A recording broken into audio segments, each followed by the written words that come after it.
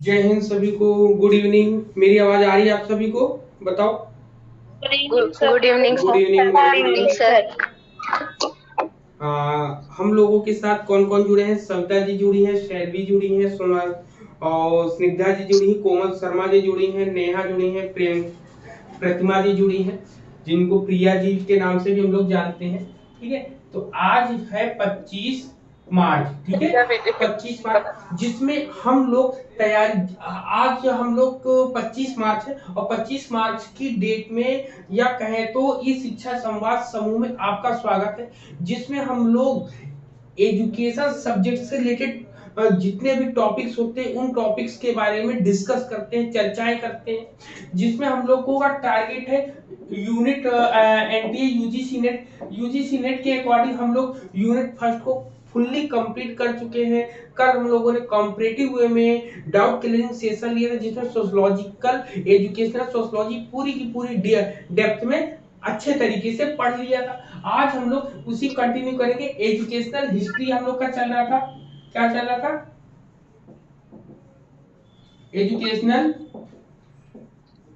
History. जिन लोगों का छूट गया हो, YouTube पे आपको रिकॉर्डेड वीडियो वहां पर उपलब्ध है, वहां पर जाके आप क्लासेस को अपना कंप्लीट कर सकते हैं। ठीक है, तो यहाँ पर एजुकेशनल हिस्ट्री की जब हम लोग बात करते हैं तो एजुकेशनल हिस्ट्री में हम लोगों को जो सिलेबस में दिया गया है वो कह रहा है कि भारत जब आजाद हो जाता है, आजाद होने के बाद वहां पर शिक्षक शिक्षा के लिए क्या क्या प्रस्ताव या क्या क्या काम किए गए आयोगों और समितियों के द्वारा, मतलब कमीशन एंड कमेटीज के द्वारा जो वर्क किए गए हैं टीचर एजुकेशन के अकॉर्डिंग के या पॉइंट ऑफ व्यू से, यहाँ पर हम वो चीजें देखते हैं। लेकिन पिछली कक्षाओं में 1948 का जो राधा कृष्णन आयोग होता है या मुदालियर कमीशन होता है जो 1952 में बनता है और 53 में अपनी रिपोर्ट प्रस्तुत करता है, उसमें हम लोगों ने टीचर एजुकेशन के साथ साथ हमने जो बच्चों के लिए या जो विद्यार्थियों के लिए या समग्र रूप से हम लोगों ने दोनों के लिए पढ़ लिया था। लेकिन मेन मोटो या मेन एग्जाम में आपका आएगा क्या? एग्जाम में आपके टीचर एजुकेशन से रिलेटेड ही टॉपिक आने वाले हैं। ठीक है, टीचर एजुकेशन से रिलेटेड ही टॉपिक आपके आने वाले हैं, इसलिए हम लोग वहीं पर हम लोगों का ध्यान जो केंद्रित होगा वहीं पर होगा। तो उससे पहले हम लोग एक छोटी सी वार्म अप क्लास करते हैं। क्या करते हैं? वार्म अप क्लास करते हैं। वार्म अप क्लास में हम लोग क्या करते हैं, जो पुरानी चीजें पढ़ी हुई होती हैं उनको थोड़ा सा रिकैप करते हैं। ठीक है, तो चलिए तो सबसे पहले क्वेश्चन आपके सामने होगा जिसमें हम लोगों को देंगी स्निग्धा रानी जी। स्निग्धा रानी जी बताएंगी हम लोगों को कि कोठारी कमीशन में क्या चीजें सबसे प्रमुख रूप से टीचर एजुकेशन के लिए क्या बोला गया है, या ये कह सकते हैं कितने प्रकार के संस्थानों के, मतलब टीचर एजुकेशन के लिए इन्होंने कितने प्रकार के प्रशिक्षण संस्थानों की बात बताई है। प्रशिक्षण सर संस्थानों कोठारी की। कमीशन पढ़ा दिया है। जी वो हमको गलती से स्निग्धा निकल रानी जी गया बताएंगी और मुदालियर। कोई नहीं बताएगा। स्निग्धा रानी जी बताएंगी। ठीक है, चले। मुदालियर सर मुदालियर। कोठारी कमीशन वाला क्लास मैंने की नहीं सर। नहीं तो कंप्लीट नहीं, किया करो कोठारी बेटा। नहीं दो पूछ दिन, रहे हैं 2 से 3 दिन हो गए हैं इस क्लास को, 2 दिन हो गए हैं। मे भी कल की डेट मनोज में नहीं पढ़ाया सर। था, परसों हो गया था। हाँ बोले। मनोज मनोज सर, आपने गलती से कोठारी कमीशन बोल दिया, मुदालियर बोलना था, सॉरी। इसलिए मुदा वो कंफ्यूज है। मुदालियर कमीशन के अनुसार जो है ये शिक्षक प्रशिक्षण के संस्थानों के लिए इन्होंने मतलब टीचर ट्रेनिंग इंस्टीट्यूशंस के लिए जो है आपका मुदालियर कमीशन जो है उसने क्या दिया है, किन किन चीजों, कौन से एस्पेक्ट इन्होंने बोले हैं। तो बताओ, अगर हम आपको हिंट देना चाहें स्निग्धा को, तो 3 टाइप्स तो ऑफ सर वो टीचर ट्रेनिंग थ्री टाइप के। इंस्टीट्यूशंस की बात करिए। ठीक है। हाँ सर, 3 टाइप के प्रशिक्षण संस्थान होगा। एक तो primary teacher training, basic teacher training होगा। गुड। एंड सेकेंड में सेकेंडरी टीचर ट्रेनिंग सेंटर होगा। Very good. And training college होगा। Very good. Very nice. तो ये चीज, ये तीन के तीनों आपको पता है। तो यहाँ पर एग्जाम में जो क्वेश्चन पूछेगा वो एमएड वाला नहीं, वो यही पूछेगा। क्यों? क्योंकि एग्जैक्ट टीचर के पॉइंट ऑफ व्यू से ये काफी इंपॉर्टेंट रोल करता है। वही एस यू पी डब्ल्यू पूछता है। क्या पूछता है? एस यू PW, इसका फुल फॉर्म जिससे पूछेंगे वही बताएगा हम लोगों को। ठीक है, इसका फुल फॉर्म हमें बताएंगे नेहा। चलो नेहा बताइए। आवाज आ रही नेहा को मेरी? हेलो, नेहा को मेरी आवाज आ रही? सोनाली को मेरी आवाज आ रही है? सोनाली को? जी सर आ रही है। हाँ बोलिए, आप बताएं फुल फॉर्म इसका। सुपर, पता है कि नहीं पता है, एक बार में जवाब दो। सर पता है सर। तो बताइए। SUPW का सर है सोशली यूजफुल प्रोडक्टिव वर्क। हाँ, socially useful productive work. Productive हाँ वर्क। ठीक है, ये फुल फॉर्म होता है। इसी में हम लोगों ने एक और, अब कमीशन, दोनों कमीशन को अगर हम मिला देते हैं 48 और 52 में, तो इन दोनों में कॉम्पिटिटिव में अगर हम पूछते हैं कि यहाँ पर एनसीसी की स्थापना कब होती है, एनसीसी के लिए कब बोला गया, ये फर्स्ट पेपर में भी क्वेश्चन पूछ सकते हैं। तो बताइए प्रिया जी, कब इसकी स्थापना होती है? NCC की 1948 में थी और NSS की 1969 में थी।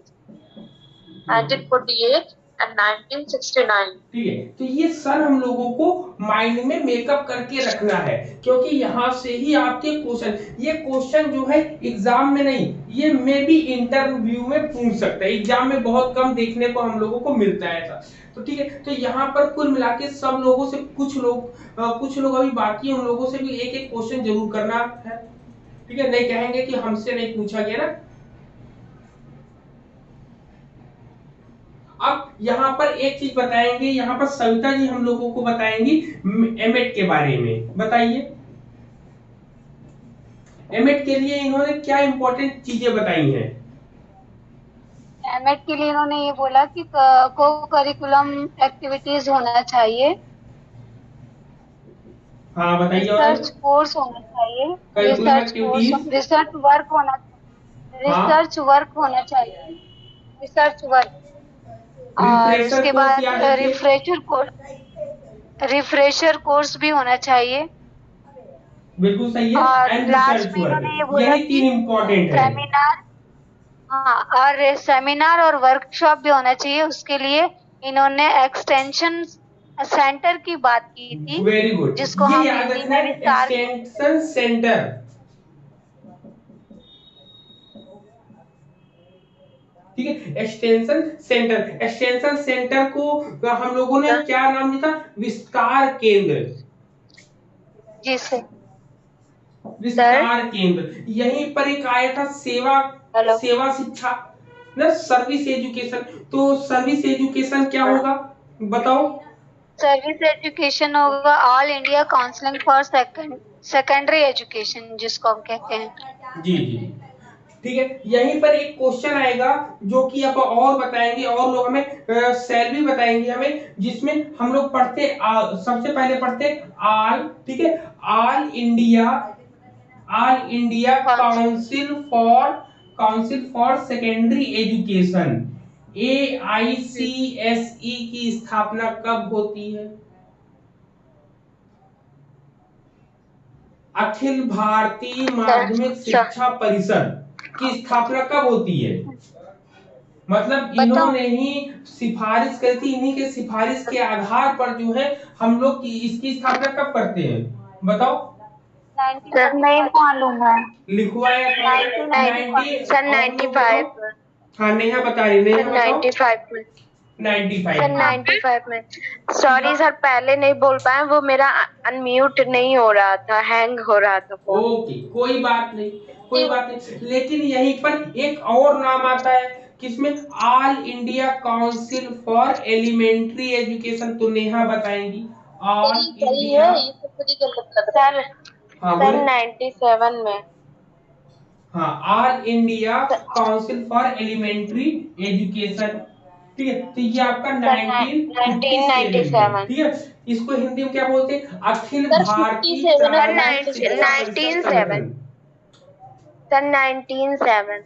हाँ, नहीं सर 1957 है सर। 1957 है। 1950 मैंने और सर ऊपर 1957 वाला ही बताया। 51 सर ऊपर वाला भी 51 है। नहीं वो सही सर है। हमने तो मैंने यही कल लिखा है। इसको बाद में भी देखा था, तो ये 1995 में ही शो कर रहा है। सर गूगल में भी मैंने सर्च सर करके ये देखा, मुझे भी लगा एक बार कि ये डेट नहीं हो सकती है, लेकिन जब गूगल पे दिया तो इसके बारे में बता रहा है कि जो मुदालियत कमीशन था, मुदालियत कमीशन की संस्तुति पर उसी के आधार पर इसका निर्माण किया गया था, इसलिए इसको शामिल सर करके यहाँ पर हम लोग रख लेते हैं। ड्यूरेशन बहुत ज्यादा है लेकिन सर ये 57 होगा या 97, क्योंकि 97 आपने कराया था। 1957 हमने कराया था, 1957। 57 कराए थे। हाँ आप गलती से लिख दिए होंगे, 1957 कराए थे हाँ सर। 1957 कराया अच्छा था। चलिए अब यहाँ पे ओके हम लोगों ओके ने सर। प्रीवियस में जितना पढ़ा था माइंड में सब कुछ आ गया है। अब इसी के साथ जोड़ते हुए हम लोग पढ़ेंगे शिक्षा मतलब शिक्षा आयोग हम लोग पढ़ेंगे। हम लोग क्या कहेंगे? शिक्षा आयोग। जिस प्रकार गीता होती है उसी प्रकार इसको भी गीता का नाम दिया गया है। इसको हम लोग क्या कहते हैं? शिक्षा की गीता कहते हैं। किसको कहते हैं? कोठारी कमीशन को। ठीक है, अब हम लोग पढ़ेंगे कोठारी कमीशन।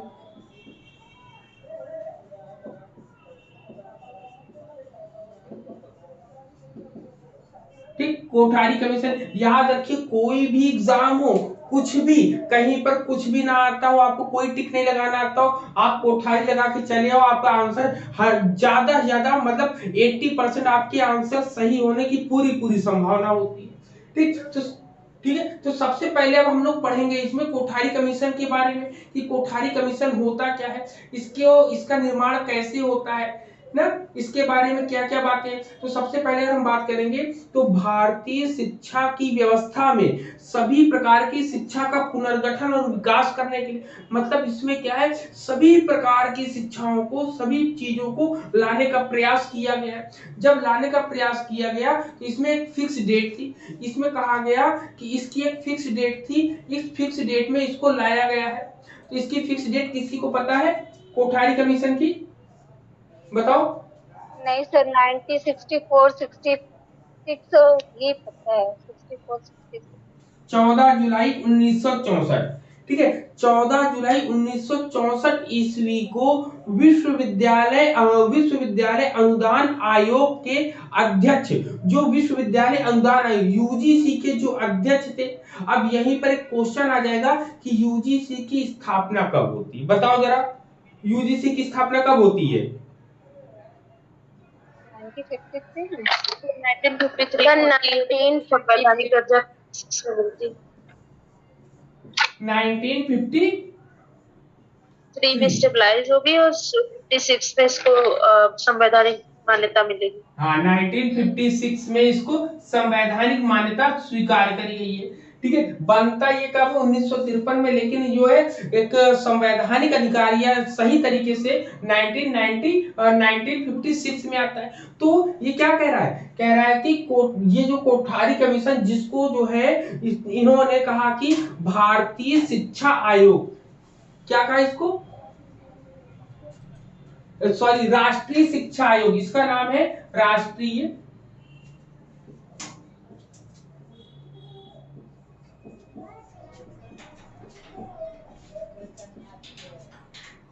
शिक्षा आयोग के नाम से, राष्ट्रीय नहीं होता है, शिक्षा आयोग के नाम से हमने इसको पढ़ा है कि ये शिक्षा आयोग के नाम से सबसे ज्यादा फेमस है।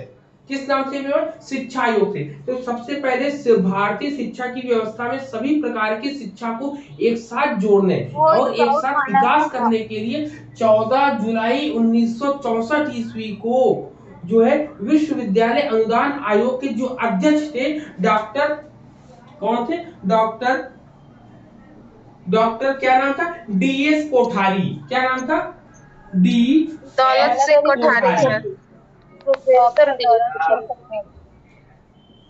दौलत सिंह कोठारी, इनका पूरा नाम क्या था? दौलत सिंह कोठारी नाम था। ठीक है, तो दौलत सिंह कोठारी की अध्यक्षता में 17 सदस्यों मतलब 17 सदस्यों को लेकर शिक्षा आयोग की स्थापना करते हैं। राष्ट्रीय शिक्षा आयोग हम लोग जिसको बोलते हैं। ठीक है, पहला शिक्षा आयोग है, इसको शिक्षा आयोग या कहीं कहीं राष्ट्रीय भी लिखा मिलता है हम लोगों को। ठीक है, कहीं कहीं राष्ट्रीय भी शिक्षा लिखा मिलता है, लेकिन हम लोग को कंफ्यूज नहीं होना है। तो यहाँ पे शिक्षा आयोग की बात करेंगे तो शिक्षा आयोग दौलत सिंह कोठारी का आया था, जिसमें 17 सदस्यों को लिया था और इस शिक्षा आयोग का गठन किया, जिसमें कोठारी आयोग को नाम जाता है, इसलिए इनको कोठारी नाम से जानते हैं। क्यों? क्योंकि जो इसके अध्यक्ष थे उन्हीं के नाम पर इसका पड़ा। जैसे हम लोग राधा कृष्णन आयोग पढ़ते हैं, तो राधा कृष्णन आयोग का नाम बताओ क्या है? कोई नाम कोई बोलेगा नहीं, जिससे पूछेंगे वही बताएगा, जिससे पूछेंगे वही बताएगा। ठीक है, सैलवी बताओ, 1948 में जो राधा कृष्णन आयोग है उसको और किस नाम से जानते हैं हम लोग?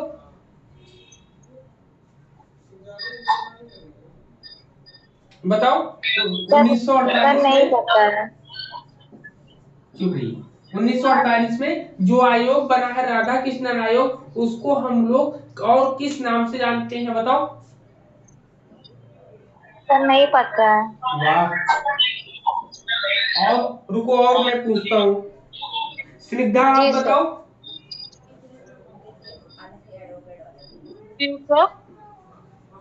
ये जो 1948 में राधा कृष्णन आयोग है, इसका दूसरा नाम बताओ जरा मुझे।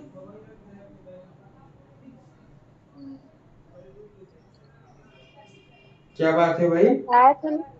नहीं नहीं, कोई बोलेगा नहीं, बताने दो स्निग्धा को। अभी मैं पढ़ा कर गया हूँ 2 दिन पहले ना, ऐसे पढ़ोगे तो कैसे काम चलेगा फिर?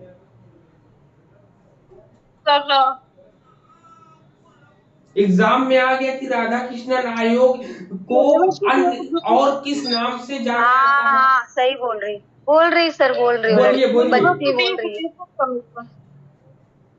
क्या बोला है? University education commission. हाँ, यूईसी, यूनिवर्सिटी विश्वविद्यालय शिक्षा आयोग के नाम से हम लोग जानते हैं, जो राधा कृष्णन आयोग का है। वही हम लोग जब आगे बढ़ते हैं 1952 वाले को, तो 1952 वाले को हम लोग क्या कहते हैं? मुदालियर आयोग। तो मुदालियर आयोग को हम लोग और किस नाम से जानते हैं बताओ स्निग्धा? मुदालियर आयोग को और किस नाम से जानते हैं हम लोग? जो मुदालियर आयोग कब बनता है? 1952-53 में। ठीक है, इसको मुदालियर आयोग को, मुदालियर आयोग को अन्य किस नाम से जानते? दूसरा नाम बताओ। हाँ बोले थे ना आप, बोले सही बोले। Education commission. क्या बोलते हैं? हाँ, secondary education commission. Secondary education commission. ठीक है, याद रखिए, क्योंकि एग्जाम में यहीं से एक एक नंबर के क्वेश्चन आते हैं। पीजीटी ले लो, चाहे आप असिस्टेंट प्रोफेसर ले लीजिए, या आप पीएचडी का एंट्रेंस एग्जाम ले लो, सब में ऐसे ही एक लाइन का ही क्वेश्चन पूछते हैं। तो ये माइंड में मेकअप करे रहना है आपको, एक अलग से खाका तैयार। अब यहाँ पे दौलत सिंह, अब उसी प्रकार जब यहाँ पर इतनी चीजें आई, तो अब इसके बाद आ जाता है आपका 1964। 1964 में कोठारी कमीशन आता है, जिसको हम शिक्षा आयोग भी कहते हैं, और कहीं कहीं हमको राष्ट्रीय शिक्षा आयोग पढ़ने को मिलता है। ठीक है, नेशनल एजुकेशन कमीशन। ठीक है, ये पढ़ने को मिलता है। तो इस आयोग ने शिक्षा के क्षेत्र में पहली बार जो है अपने अध्ययन को 2 तरीकों से डिवाइडेशन किया। 2 तरीके से कौन कौन सा डिवाइडेशन किया? एक था निरीक्षण, निरीक्षण था आपका, और दूसरा क्या था? निरीक्षण का साक्षात्कार।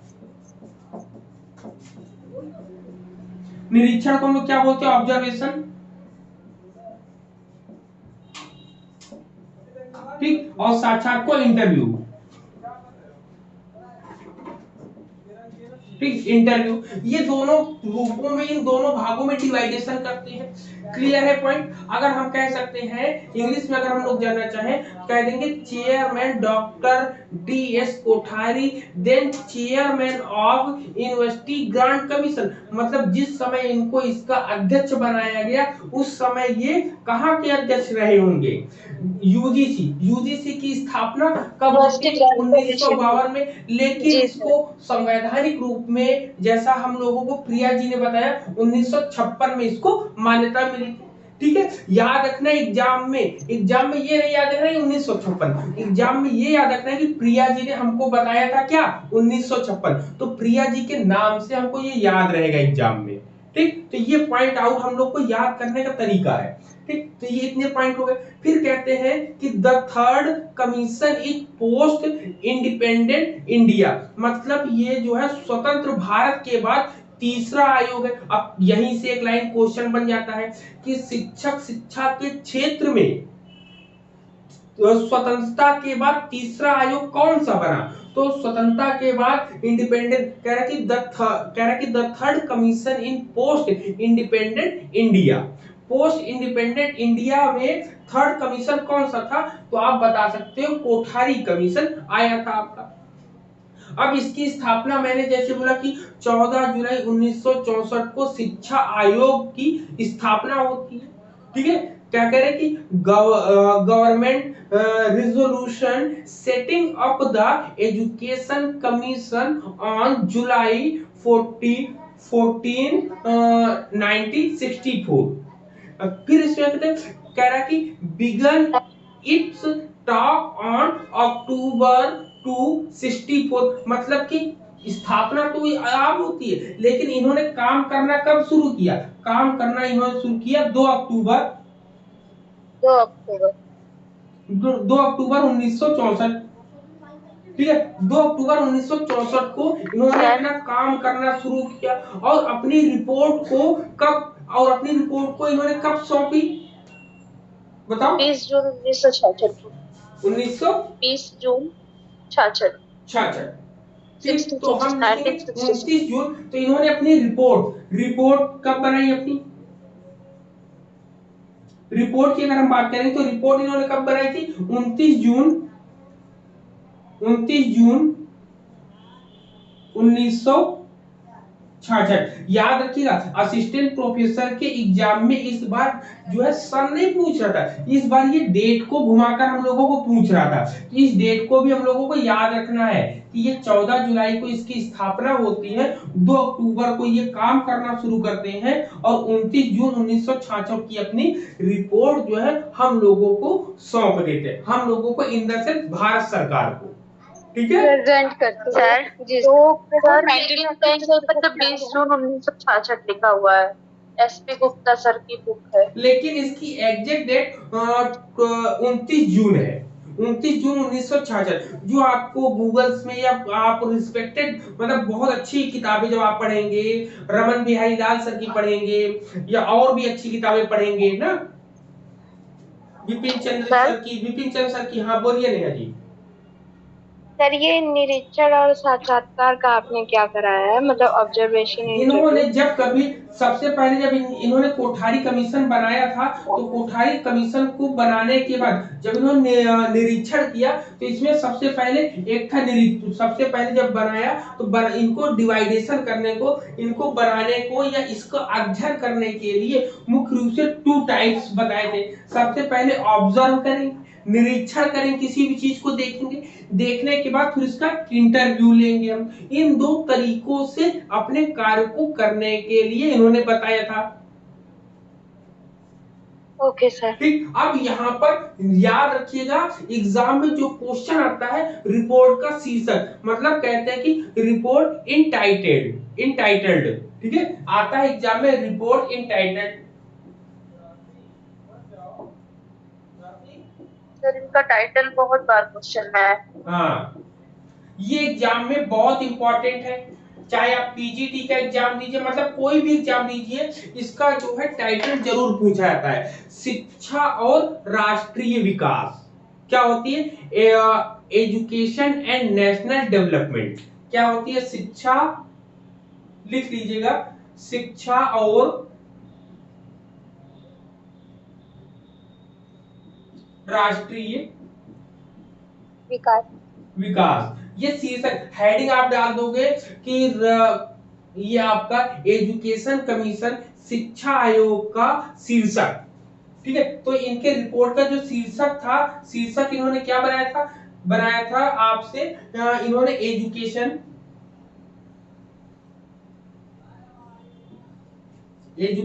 एंड नेशनल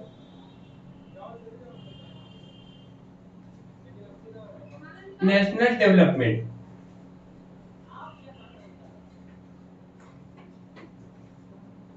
ठीक, ये दो पॉइंट क्लियर हुए आपको। अब आपके माइंड में बैठ गया होगा कि इसकी स्थापना के बारे में, कि इसका मेन मोटो क्या था। एजुकेशन मतलब शिक्षा और राष्ट्रीयता दोनों को साथ में लेकर विकास करना है। इसमें पहले ही बताया गया कि 17 सदस्य लिए गए थे, जिसमें अब इसकी खूबी क्या थी, जिसमें 5 विदेशी विशेषज्ञों को लिया गया था, जो कि अमेरिका से थे, अमेरिका से थे, अन्य देशों जैसे यूके थे, यूएस से थे, फ्रांस थे और जापान से थे। ठीक है, कौन कौन से? 5 विदेशी सदस्य लिए गए थे। 5 सदस्य कौन से थे? सदस्य में इन्होंने लिए थे, कह रहे कि 17 members in which 5 foreign experts from countries such as USA, UK, USSR, France and Japan. ये नाम भी याद रखिएगा। 5 कंट्रीज कौन कौन सी थी? सबसे पहले कौन सी थी? यूएसए, नंबर 1 यूएसए के बाद दूसरा यूके, यूएसएसआर, हाँ यूएसएसआर, यूएसएसआर हो गया। फिर चौथा देश कौन था? फ्रांस था।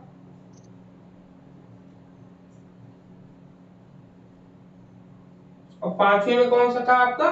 जापान, जापान, जिसको जापान होता है। तो सबसे पहले ये 5 देशों को, इन 5 देशों के लोगों को भी कोठारी कमीशन के जो मेंबर्स थे उन मेंबर्स में शामिल किया जाता है। ठीक है, ये पॉइंट हो गया क्लियर।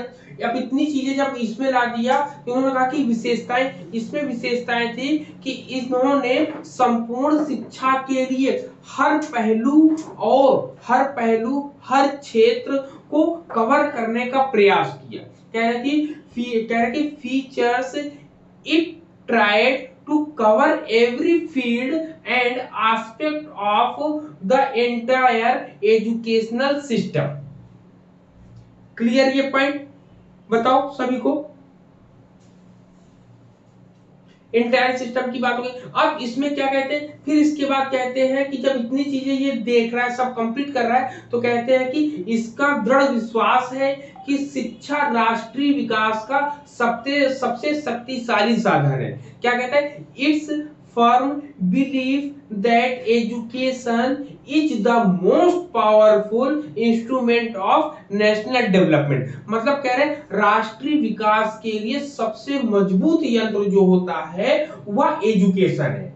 ये लाइन याद रखिएगा, एग्जाम में एग्जैक्ट ऐसे नहीं पूछेगा, आपसे क्वेश्चन आएगा कि राष्ट्रीय विकास के लिए सबसे मजबूत पक्ष कोठारी कमीशन ने क्या माना है। ठीक है, सबसे शक्तिशाली साधन क्या माना है? शिक्षा। ठीक है, ये लाइन लिख लीजिएगा कि राष्ट्रीय विकास के लिए सबसे शक्तिशाली साधन कोठारी कमीशन ने क्या माना है, या शिक्षा आयोग ने क्या माना है। ठीक, इसको लिख लीजिए, एजुकेशन कमीशन जिसको बोलते हैं। तो यहाँ पे एजुकेशन कमीशन के अकॉर्डिंग इन्होंने क्या माना है? Powerful instrument. क्या माना है? पावरफुल। ठीक, पावरफुल इंस्ट्रूमेंट की बात करते हैं।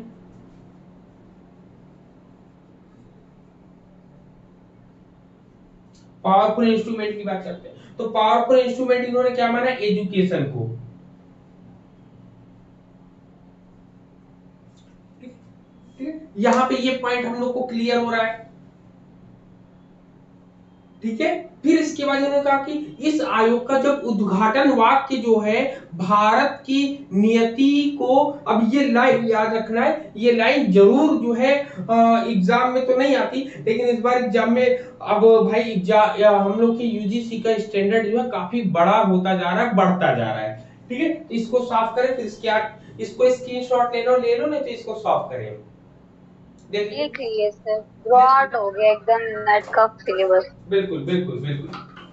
नहीं कह सकते कहाँ से क्वेश्चन पूछ ले। हाँ, तो इसलिए माइंड में मेकअप करके रखना है, एक दूसरे का नाम याद रखोगे अपने ग्रुप में तो वैसे ही आपको बहुत ढेर सारे क्वेश्चंस याद हो जाएंगे। जी सर।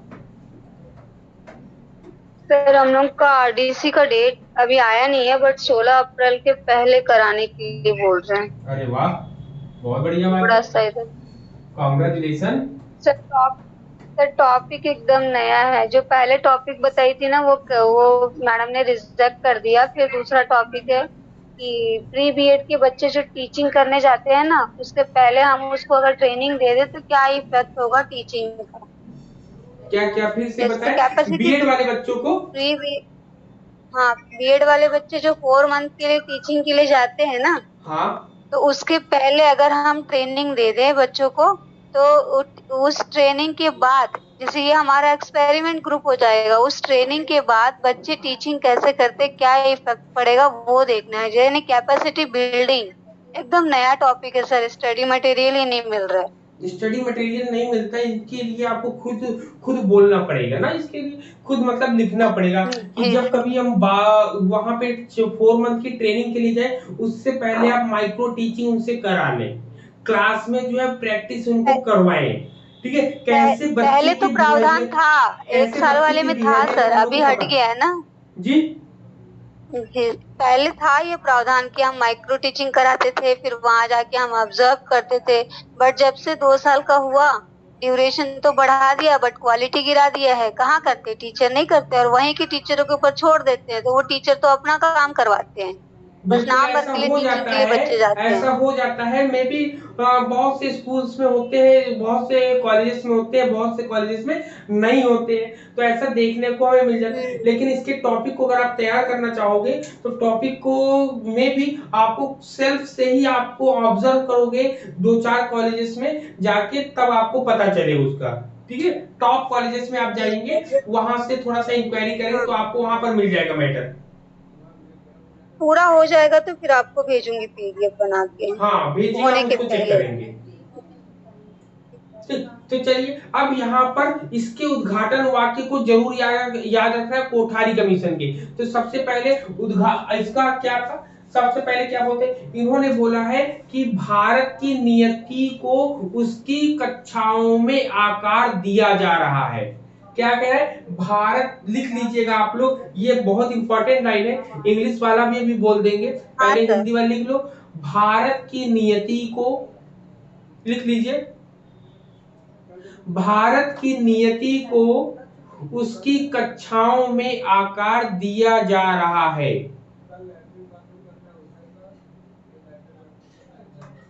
लिख लिया, भारत की नियति को उसकी कक्षाओं में आकार दिया जा रहा है, कॉमा, शिक्षा के मूल्य को दर्शाता है। ठीक है, शिक्षा के मूल्य को दर्शाता है, जो समृद्धि कल्याण के स्तर को, जो समृद्धि कल्याण के स्तर को निर्धारित करता है, और देश का भविष्य। ठीक है, और देश का भविष्य। इंग्लिश में बोल दे। हाँ, इंग्लिश में भी लिखिए, इंग्लिश में कल्याण के बाद क्या बोले आप? देश और कल्याण, देश का भविष्य, कल्याण के स्तर को निर्धारित करता है, और देश का भविष्य। सर ये बोला है, एक बार रिपीट कर दर्शाता। क्या हो गया सर? आप ये बोल रहे थे शिक्षा के मूल्य को दर्शाता, जो समृद्धि कल्याण के स्तर को निर्धारित करता है, और देश के भविष्य को भी और देश के भविष्य को भी ठीक है। अब इंग्लिश में लिखिए, लिखिए the opening sentence of the commission, लिखिए the destiny of India, the destiny of India, Yes, sir. The destiny of India shaped in her classroom. the destiny of India is being shaped, is being shaped in her classroom,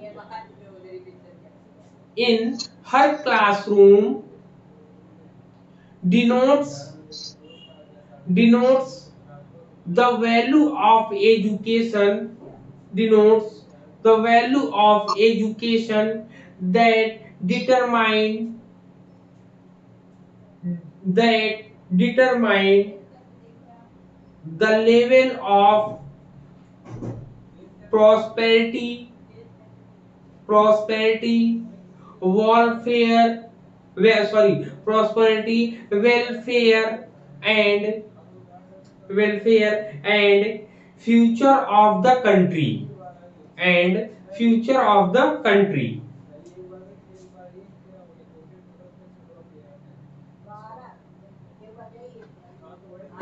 तो यहाँ से question आया है, सिर्फ एक ही line लिखा था कि भारत की नीति को उसकी कक्षाओं में आकार दिया जा रहा है। हाँ, बस इतना ही इसमें एक लिखा लाइन था। आ जाती ना तो यही हो जाता है जी। तो ये हो हाँ, गया। ये तो लाइन ये इनका बहुत बार कह सकते हैं कि शुरुआती जब इनके हम रिपोर्ट को खोलते हैं तो इनके रिपोर्ट पे सबसे पहले यही चीज देखने को मिलती है। ठीक है, अब देखते, अब इतने पॉइंट जो हमने पढ़ लिया, अब इनका कंट्रीब्यूशन देखेंगे। क्या देखेंगे? Contribution to teacher education. ठीक है, क्या देखेंगे? ठीक है, कंट्रीब्यूशन, कंट्रीब्यूशन ऑफ, ठीक है, कंट्रीब्यूशन ऑफ क्या होगा? टू होगा, contribution to teacher education, teacher education. ठीक है, टीचर एजुकेशन। अब इसमें देखते हैं कि ये कोठारी कमीशन के अकॉर्डिंग हम क्या देख सकते हैं इसमें। ये कोठारी कमीशन,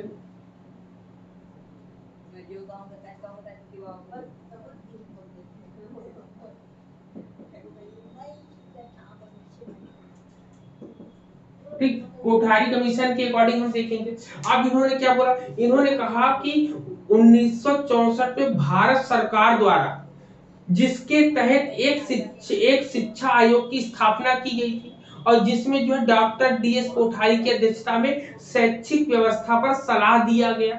इन्होंने क्या कहा? इन्होंने कहा कि the commission observe that a sound programme of professional education for teacher education was essential for the quality improvement of education। मतलब इस आयोग ने पाया कि शिक्षकों के लिए व्यावसायिक शिक्षा का एक अच्छा कार्यक्रम शिक्षा के गुणात्मक सुधार के लिए आवश्यक था। मतलब कि इन्होंने जो बातें बोली, सबसे पहले पॉइंट पर क्या बोल रहे हैं कि शिक्षक शिक्षा का गुणात्मक सुधार के लिए, मतलब क्या बोलेंगे हम लोग कि व्यावसायिक शिक्षा पर इन्होंने जोर दिया। क्लियर हुआ? सबसे पहले बताओ सभी को, इतना पॉइंट क्लियर हुआ कि यहाँ पर किस तरीके प्रोफेशनल एजुकेशन, मतलब programme of professional education of teacher, अध्यापकों के लिए व्यावसायिक शिक्षा के बारे, व्यावसायिक शिक्षा कार्यक्रम के जब बारे में ये बात करते हैं तो किस प्रकार का इंप्रूवमेंट चाहते हैं, तो आप बताएंगे यहाँ पर गुणात्मक सुधार चाहते हैं, गुणात्मक सुधार की बात करते हैं। ठीक, तो ये पॉइंट आपको क्लियर हुआ सभी को? बोलिए सब लोग एक बार। कनेक्ट नहीं हो रहा है, अभी मेरा हुआ है और बाकी 2 मैसेज भी आए, कनेक्ट नहीं हो पा रहे। क्या हो रहा है? कनेक्ट नहीं हो पा रहा, मैसेज अभी आया। चलिए और लोग हैं। प्रिया जी मेरी आवाज आ रही? स्निग्धा, सेल्वी? हाँ सर आ रही है, थोड़ा दिक्कत से कनेक्ट हुआ है अभी। हाँ, थोड़ा नेटवर्क इशू है। तो इतनी ये पॉइंट हम लोगों ने पकड़ लिया। फिर दूसरा इन्होंने कहा, क्या कहा? इन्होंने कहा कि इस आयोग ने कहा कि the commission pointed out the weakness of the existing system and suggest way to improve it। मतलब इस आयोग ने बताया कि मौजूदा जो व्यवस्था है उस व्यवस्था की कमजोरी और इसे सुधारने के तरीके पर सुझाव दिया। ठीक है, सुझाव दिया। अब इनके सुझाव क्या क्या होंगे, इनके सुझाव के बारे में पढ़ेंगे। Hello sir. हाँ बोले सर, क्या पढ़ा है वो कनेक्ट नहीं हो रहा था मेरा। ओके, तो यहाँ पर केवल इतना बताया है कि इन्होंने व्यावसायिक शिक्षा कार्यक्रम पर ध्यान दिया। किसके लिए? शिक्षकों के लिए। ठीक, शिक्षकों के लिए ये प्रोग्राम किसके लिए चला? Programme of professional education of teacher. ये प्रोग्राम चलाता है जिसके अंतर्गत हम लोग इम्प्रूवमेंट करते हैं। तो मैंने बताया एग्जाम में आपसे क्वेश्चन पूछा जाएगा कि ये programme of professional education of teacher चलता है, तो ये कार्यक्रम इसमें किस प्रकार का इम्प्रूवमेंट चाहते हैं? कोठारी कमीशन के अनुसार। कोठारी कमीशन के अनुसार कैसा आपका इम्प्रूवमेंट चाहते हैं? तो आपके पास आंसर होना चाहिए क्वालिटेटिव, ना तो क्वांटिटेटिव। आपके क्वालिटेटिव भी आएगा, क्वांटिटेटिव भी आएगा, मिक्स्ड भी आएगा, या ये सभी आएंगे। तो आप क्या लगा कर आओगे? ये सभी, लेकिन वहां पर ये सभी गलत हो जाएगा। तो यहाँ पर आपका आंसर क्या है? करेक्ट ये है आपका। क्लियर कि क्वालिटेटिव गुणात्मक सुधार की बात ये करते हैं हम लोगों ने। फिर इस आयोग ने क्या कहा? इस आयोग ने कहा it recommended that isolation of teachers college with the universities school and the teachers college themselves should be remove. क्या कहा इन्होंने कहा, इन्होंने अपनी सिफारिश में कहा कि शिक्षकों के कॉलेजों को विश्वविद्यालयों, स्कूल और शिक्षक कॉलेजों से अलग कर दिया जाना चाहिए। मतलब कि इन्होंने कहा कि विश्वविद्यालय को अलग करो, स्कूल को अलग करो। अब अलग करने को, जब आप इन दोनों को अलग करो तो इनके टीचर की ट्रेनिंग भी अलग होगी, तो सब चीजें अलग अलग हो जाएंगी। तो याद रखना हम लोगों को क्या इन्होंने रिमूव करने को कहा है, देमसेल्व्स की बातें। इन्होंने कहा है कि टीचर आपका कॉलेजेस एंड यूनिवर्सिटीज, इन दोनों को अलग करने की बोली है। किन किन चीजों को? कॉलेजों को, विश्वविद्यालयों को और स्कूलों को। मतलब 3 कैटेगरी में इन्होंने डिवाइडेशन कहा। सबसे पहले आपका यूनिवर्सिटी,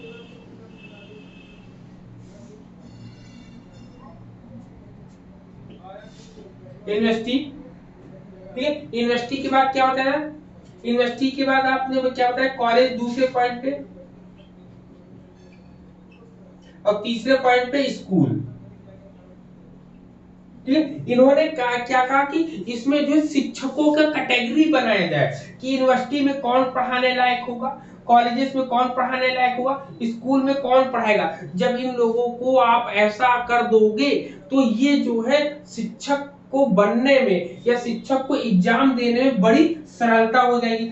यदि तीनों का एक ही एग्जाम कराओगे तो इसके आगे की कठिनाइयां इनके लिए ज्यादा हो जाएगी। तो इन्होंने ऐसा करने के तरीके और साधन बताए। कह रहा है कि it split out the way and means to do. इन्होंने बोला कि इसमें जो साधन बताए हैं इन्होंने गुणात्मक सुधार के लिए बताए। कह रहा कि for qualitative improvement it recommended subject oriented and introduction of integrated courses of general and professional education. मतलब इन्होंने अभिविन्यास कार्यक्रम, अब याद रखिएगा इन्होंने क्या क्या चीजें बताई हैं। सबसे पहले हम लोग बोलते हैं ओरिएंटेशन। क्या बोलते हैं?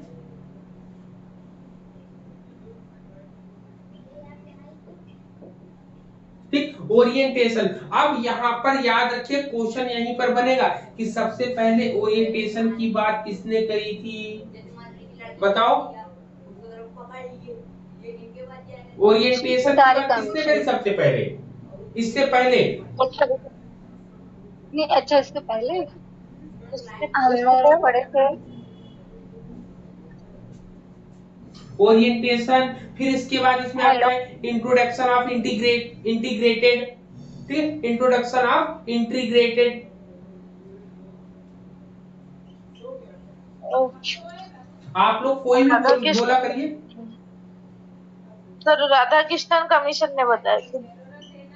इंटीग्रेटेड, तो ये राधा कृष्णन कमीशन ने पहले ही बोल दिया था, तो उनकी बात को ले रहे हैं। इंटीग्रेटेड की बोल रहे हैं यहाँ पर। इंटीग्रेटेड कोर्सेज, ओरिएंटेशन कोर्स होता है आपका, इंटीग्रेटेड कोर्सेज को बोल रहे हैं। और जनरल एंड प्रोफेशनल एजुकेशन को भी ले रहे हैं। किसको? जनरल एंड प्रोफेशनल,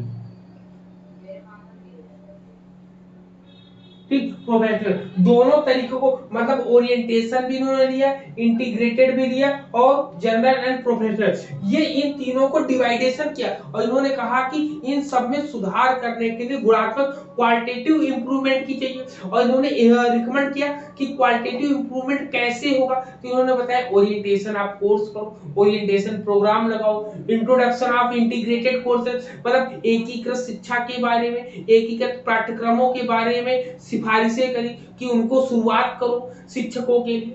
फिर इन्होंने जनरल एंड प्रोफेशनल एजुकेशन, सामान्य और व्यावसायिक शिक्षा में बात करी है कि सामान्य और व्यावसायिक शिक्षा के लिए एकीकृत पाठ्यक्रमों की शुरुआत की जाए।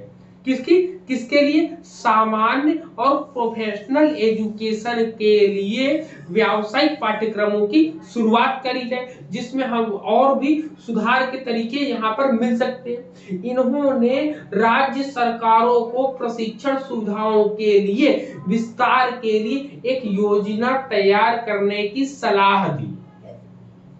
ठीक है, अब यही सलाह के आधार पे एक चीज बनेगी। बताओ क्या बनेगा? सर प्रोफेशनल कोर्स वही होते हैं ना जो टेक्निकल होते हैं?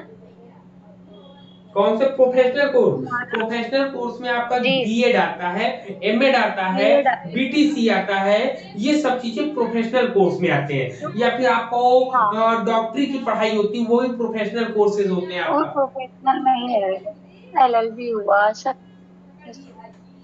अच्छा, हेलो, जिससे किसी प्रोफेशनल से इंटर कर सकते हैं वो प्रोफेशनल एजुकेशन। हाँ, क्या बोला? जो आपकी पूरे माँ क्या बोली में इंटर कर सकते हैं वो प्रोफेशनल एजुकेशन हो गया।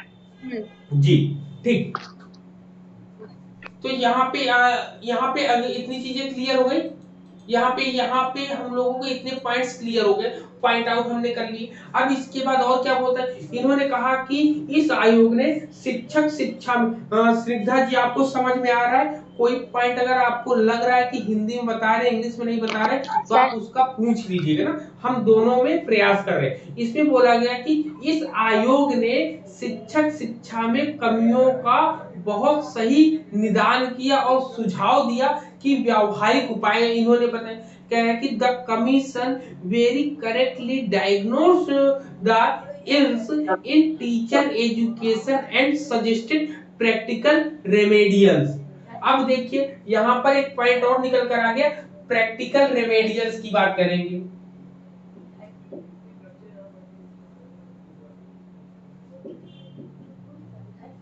प्रैक्टिकल रेमेडियल, ठीक है, प्रैक्टिकल रेमेडीज के बारे में बात करेंगे। ठीक है, प्रैक्टिकल रेमेडीज को हम लोग क्या बोलते हैं? व्यावहारिक उपाय या वो निदान। ठीक है, निदान, व्यावहारिक, प्रैक्टिकल पर व्यावहारिक निदान। ठीक है, क्या बोलेंगे? व्यावहारिक निदान।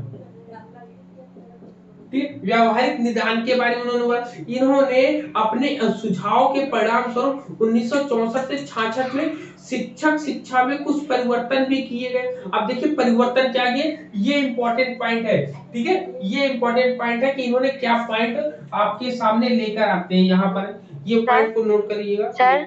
हाँ बोले सर, इसमें आपने यही बताया ना कि उन्होंने यूनिवर्सिटी और कॉलेज स्कूल को अलग अलग किया तीनों को, और तीनों के लिए ये कोर्सेज चलाए।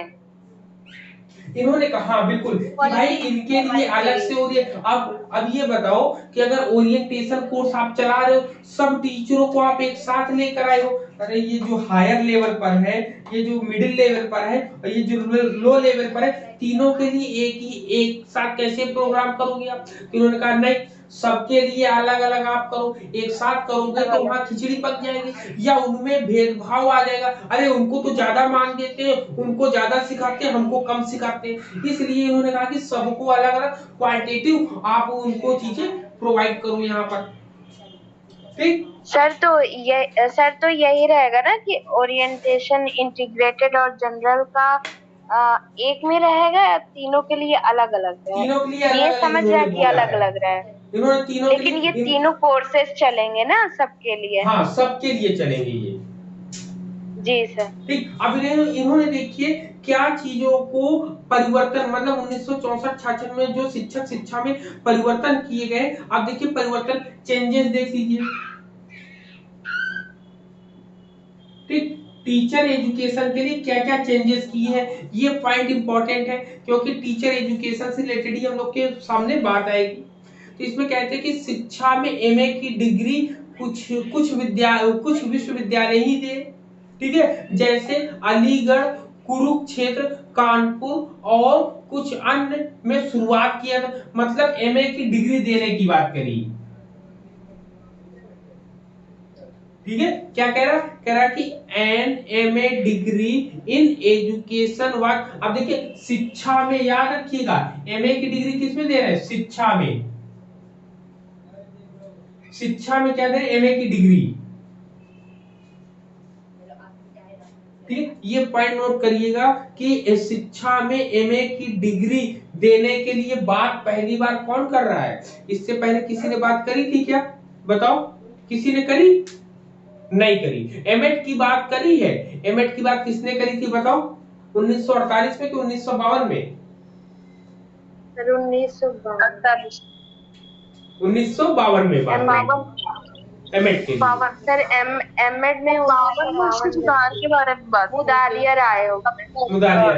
लेकिन यहाँ पर आप देखिए एक अलग पैराग्राफ, एक अलग चीजें निकल कर आती है कि क्वेश्चन आएगा कि सबसे पहले एमए की डिग्री प्रदान करने के लिए किस आयोग ने सुझाव दिया, तो आप बताओगे किसने सुझाव दिया, सबसे पहले कोठारी कमीशन ने सुझाव दिया है। यहाँ पर क्लियर है, बताओ।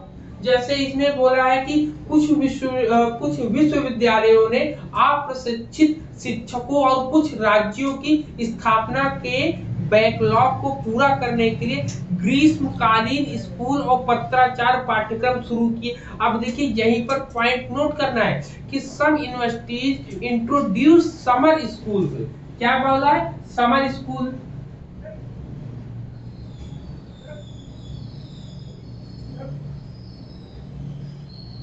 ठीक, समर स्कूल की बात करते हैं यहाँ पे, समर स्कूल एंड करेस्पॉन्डेंस, ठीक है, करेस्पॉन्डेंस कोर्सेस।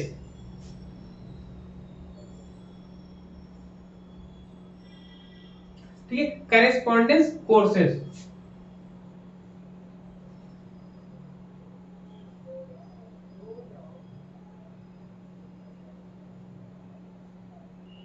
करेस्पॉन्डेंस कोर्सेज की यहाँ पर बात करते हैं हम लोग।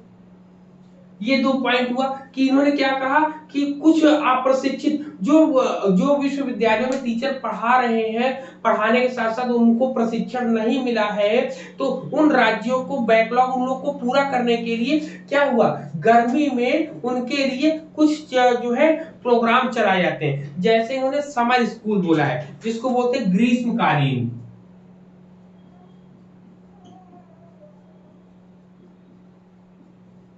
देखा होगा कि गर्मियों में भी टीचरों को छुट्टी नहीं मिलती है।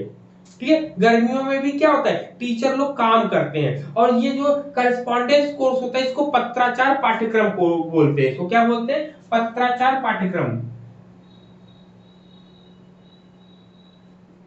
सर इसमें क्या होता है, पत्राचार पाठ्यक्रम में क्या होता है, आप जो भी जॉब कर रहे हैं, जॉब करते वक्त भी आप अपने जो भी पढ़ाई करना चाहते हैं उनको कंप्लीट करना चाहते हैं, नई चीज सीखना चाहते हैं, तो आप उसको सीख सकते हैं। ठीक है, पत्राचार पाठ्यक्रम के द्वारा। सर जॉब करते रहे समय, क्या चीज, सर जॉब करते, हाँ, जैसे ओपन, हाँ बोले, सीधा बोले सर जैसे डिस्टेंस एजुकेशन हम टीचर है तो मतलब इग्नोर से बीएड या एमएड कर सकते हैं, इसको बोलते हैं करेस्पॉन्डेंट। पत्राचार में जैसे आप देखते हो ओपन यूनिवर्सिटी से बहुत सी ओपन यूनिवर्सिटी अब जो है पीएचडी भी कराती हैं, ठीक है, बीएड भी कराती हैं, एमएड भी कराती हैं, अनेक प्रकार के कोर्सेज चलाते हैं। तो ये पत्राचार पाठ्यक्रम के अंतर्गत आता है आपका, ठीक। इसमें कहता है कि some university introduce summer school and correspondent course to meet the backlog of untrained teacher and some state setup. अब याद रखिएगा ये दोनों प्रोग्राम किसके लिए चलेंगे? अनट्रेन्ड टीचर, अनट्रेन्ड टीचर के लिए, अनट्रेन्ड टीचर के लिए, अनट्रेन्ड टीचर के लिए ये प्रोग्राम चलेंगे यहाँ पर, ठीक है। अनट्रेन्ड टीचर के लिए याद रखना कि समर प्रोग्राम स्कूल दिएगा, समर प्रोग्राम अगर लिखेगा तो कोई कंफ्यूजन नहीं होना। समर प्रोग्राम और समर करस्पॉन्डेंस कोर्सेज ये दोनों जो है अनट्रेन्ड टीचरों के लिए होता है यहाँ पर, ठीक है। पहला पॉइंट क्लियर हुआ। फिर उन्होंने कहा कि शिक्षक शिक्षा के राज्य बोर्ड होने चाहिए। इन्होंने बोला state board of teacher education, SBTE। क्या बोला इन्होंने नेक्स्ट इसी में जोड़ेंगे ना,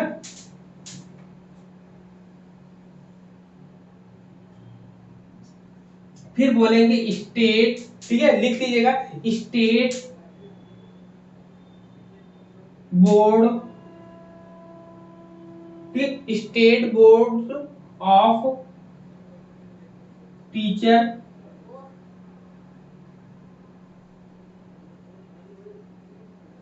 एजुकेशन। क्लियर? टीचर एजुकेशन के बारे में बोलते हैं यहाँ पर। क्लियर है इतना पॉइंट यहाँ पर बताओ? जी सर क्लियर। हाँ, अब यही जो है इतने पॉइंट जो है टीचर एजुकेशन के लिए बहुत इंपॉर्टेंट है, जो कि आपको पूरे बोर्ड में दिख रहा होगा। सर ये लास्ट पॉइंट क्या होता है? Sir state board teacher education मतलब राज्य सरकारें जो है, राज्य सरकारें अपने राज्य में ही शिक्षक शिक्षा में परिवर्तन लाने के लिए उनको नए कार्यक्रम जैसे समर स्कूल या समर प्रोग्राम होता है, करस्पॉन्डेंस कोर्स होता है, या ओरिएंटेशन कोर्स होते हैं, या इंटीग्रेटेड कोर्स, ये सब जितने भी कोर्स है ये सब राज्य सरकार अगर करेंगी तो उन शिक्षकों को बाहर जाने की जरूरत नहीं पड़ेगी। इसीलिए इसमें बोला गया these changes were welcome step in the field of teacher education and were expected to meet the need in this field। मतलब ये जितने भी बदलाव जो थे शिक्षक शिक्षा के क्षेत्र में स्वागत योग्य कदम थे। इनमें से इस क्षेत्र की जरूरतों को पूरा करने की उम्मीद करी गई थी। क्लियर है पॉइंट इतने बताओ? जी sir. Sir state board of teacher education को हिंदी में क्या कहेंगे? हाँ, इसको बोलते हैं राज्य सरकार, इसमें बोलते हैं इसको हम लोग राज्य सरकार ना, कि शिक्षक शिक्षा के राज्य बोर्ड, शिक्षक शिक्षा के राज्य शिक्षक शिक्षा निकाय बोर्ड, ठीक है। हाँ, राज्य शिक्षक शिक्षा निकाय, बोर्ड को क्या बोलेंगे? निकाय। जी सर ठीक, बोर्ड भी लिख सकते, कोई दिक्कत। हाँ, राज्य शिक्षक शिक्षा निकाय बोल सकते हैं ना, राज्य शिक्षक शिक्षा निकाय।